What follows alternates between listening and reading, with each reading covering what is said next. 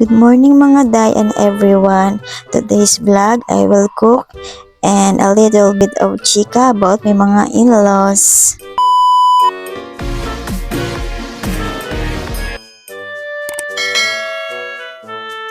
Well, one day, someone asked me about my in-laws. Kung okay ba daw kami ng mga in-laws ko. Then I told her that I am so blessed with my in-laws. I have 2 sister-in-laws and 3 brother-in-laws. Yung 2 sister-in-laws ko ang pinaka-close ko. Yung elder, sobrang bait tsaka good provider. Yung pangalawa naman, magkasundo kami sa tsikahan. Yung elder brother-in-laws ko naman, napaka-caring sa mga kapatid. Si ate at saka si kuya napaka-caring at loving, good provider sa mga kapatid nila.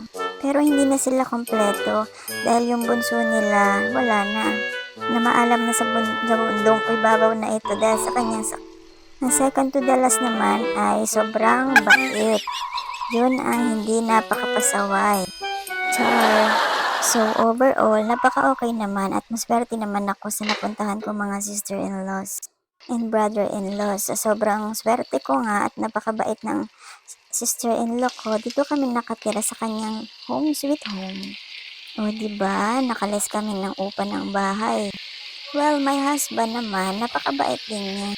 Napakahaba rin ng pasensya at napakalambing niya, lalo kapag kaming dalawa lang. Well, paano nga ba magkaroon ng mababait ng mga in-laws?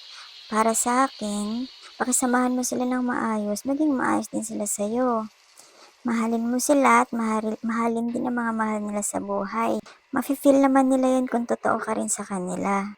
At pag pinagkatiwalaan ka nila, i-keep mo talaga yun. Kasi isa yun sa pinaka-importanting bagay.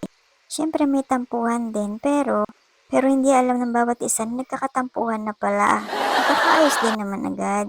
Pag nagkita kayo, okay na, nag-usap na kayo, wala na, bati na. No need to confrontation naman.